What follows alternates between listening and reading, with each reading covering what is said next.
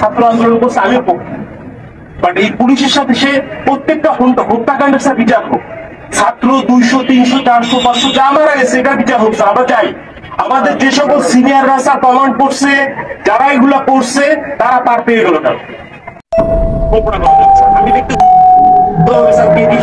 জানি না, আমি ব্যক্তিগত অবস্থা কি জানতে চাই, প্রবলেম হচ্ছিল, কথা বলতে পারি না, আমার বাচ্চাকে আমি দেখতে পারি না স্যার।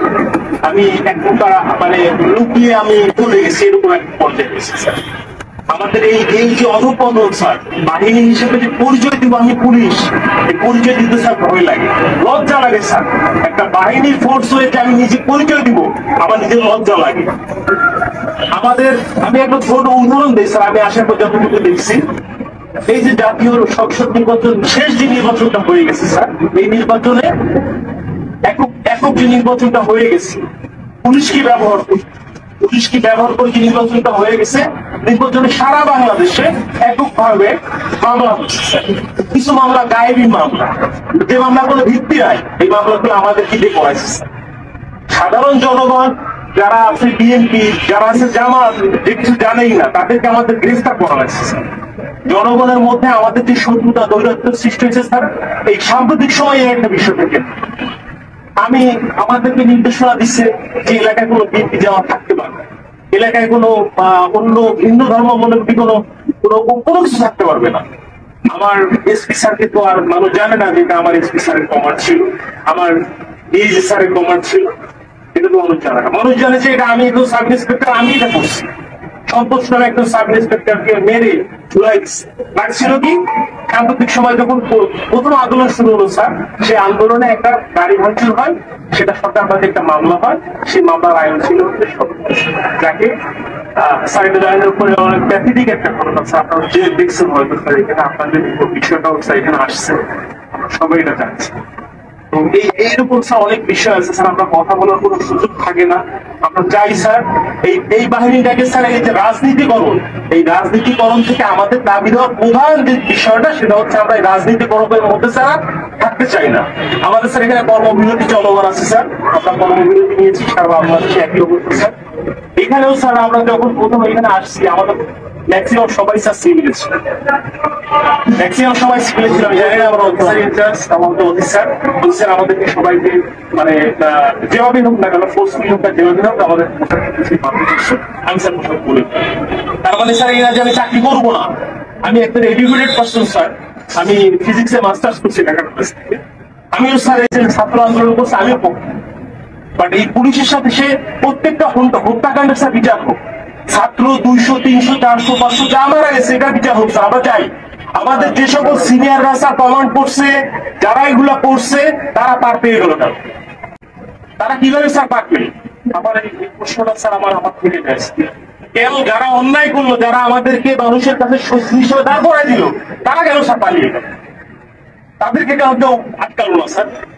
আমরা যারা এই পর্যায়ে নিয়ে গেছি, প্রত্যেকটা মানুষের সাথে মিশে গেছি, আমরাই স্যার বিপদগ্রস্ত, আমরা বিপদগ্রস্ত। কিন্তু স্যার দেখেন বাংলাদেশে এখন পর্যন্ত কতজন পুলিশ মারা গেছে, এই মারার সংখ্যাটা কতজন মারা গেছে, এই সংখ্যা আমরা এক্সাক্টলি জানি না। একটা বাহিনী হিসেবে আমরা পরিচয় দিচ্ছি, বাট আমি জানি না যে আমার ফোর্স, আমার অফিসার রাস্তায় পড়ে আছে, কুকুরে লাশ খাচ্ছে স্যার। এই কথা দেখার মতো, বলার মতো কেউ নাই। আমরা আসছি স্যার যে আমরা একটা কার্যক্রম শুরু করবো, আপনারা এটা করেন ওইটা করেন, এটা না স্যার, বুঝতে হবে স্যার আমাদের জায়গাটা কোন জায়গায় স্যার, আমাদের চাহিদাটা কোন জায়গায় স্যার, এটা উপলব্ধি করতে হবে স্যার। আপনারা আসছেন স্যার, আপনারা এই ক্লান্তি লগ্নে স্যার বাংলাদেশের আপনারা বাংলাদেশের সাথে বন্ধুভাবে জড়িয়ে আছেন স্যার, আমরা চেষ্টা করি স্যার। এখন আমার বন্ধু বান্ধব অনেকে আছে যারা আমাকে নিয়ে ঘৃণা করতো, আমাকে খোঁচা মারতো, ভোগ করতো, তারাই বলতেছে যে দাদর তুলে কাজ কর, শুরু কর, উপলব্ধি করতেছে স্যার। বাংলাদেশে সর্বপ্রথম স্বাধীনতার যুদ্ধে বাংলাদেশ পুলিশ রাজারবাগে যে প্রতিরোধ গড়ে তুলেছিল, এটা তো অস্বীকার করার কিছু না। সারা বাংলাদেশে পুলিশের অবদান স্যার, অনস্বীকার যে অবদান, এটা অস্বীকার করার কোনো সুযোগ নাই। কিন্তু এই যে দলীয়করণ, এই দলীয়করণটা স্যার আমরা চাই, আমরা দলীয় কোনো করণের মধ্যে আমরা থাকতেই চাই না স্যার।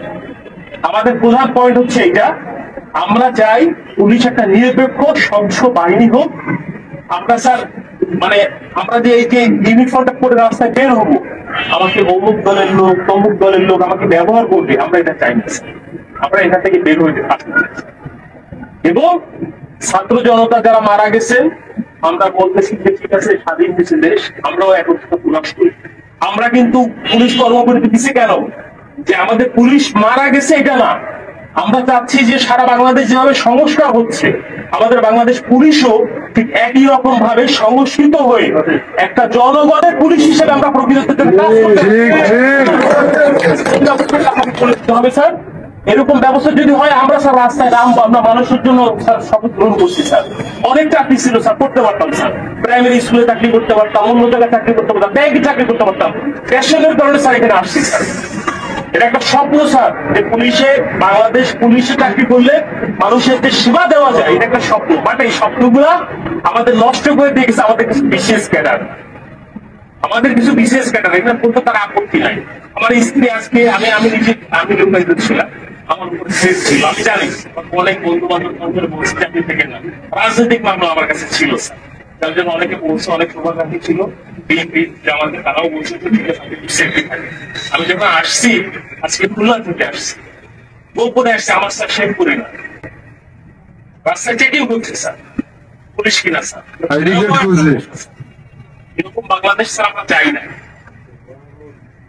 এরকম আমরা চাই নাই স্যার। আমরা চাই যে স্যার এই জিনিসটা থেকে আমরা উত্তরিত হই, এবং আমাদের যে 11 দফা দাবি আছে স্যার, আমরা চাই আপনাদের জায়গা থেকে স্যার যতটুকু করা আমাদের আছে, প্রত্যেকটা জায়গা করা আমাদের দ্রুত এবং একটা দাবি পূরণ হয়। পুলিশের স্যার এরকম বহু হয়েছে, তোমাদের এইটা দিব, ওইটা দিব, ওইটা করবো, সেটা করবো, কিছুই হয় না। আমরা চাই একটা প্রজ্ঞাপনের মাধ্যমে আমাদের এই দাবিগুলো মেনে নেওয়া হোক।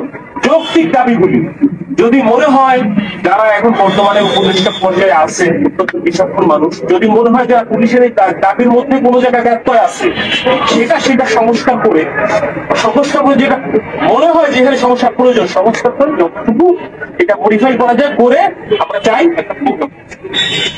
একটা প্রজ্ঞাপন দিলে আমরা মেনে নিব যে হ্যাঁ আমাদের দাবিগুলো পূরণ হচ্ছে। কারণ আমরা দেখছি স্যার, আমাদের টিএ বিল স্যার পায় না, আমরা বলবো কাকে এগুলা, আমরা বলবো কাকে, আমরা স্যার টিএ বিল পাই না। আমার কাজ করতে আমার পকেটে টাকা দিয়ে, আমার পুলিশিং মিটিং করতে, আমার ব্যানার করতে আমার নিজের টাকা থেকে, আমার ব্যানার করতে আমার নিজের টাকা থেকে, আমার এই করতে হবে, সেই করতে হবে, উঠান বৈঠক করতে হবে, সব আমার নিজের টাকা করতে হবে। কেন? আমার বেতনের টাকা স্যার আমি কোনো জায়গায় খরচ করতে পারবো না, এক কথায় শেষ। সরকারের প্রতি কাজ করতেছি, সরকার আমার বেতন দিবে, আমি আমার পরিবারের পিছনে ব্যয় করবো।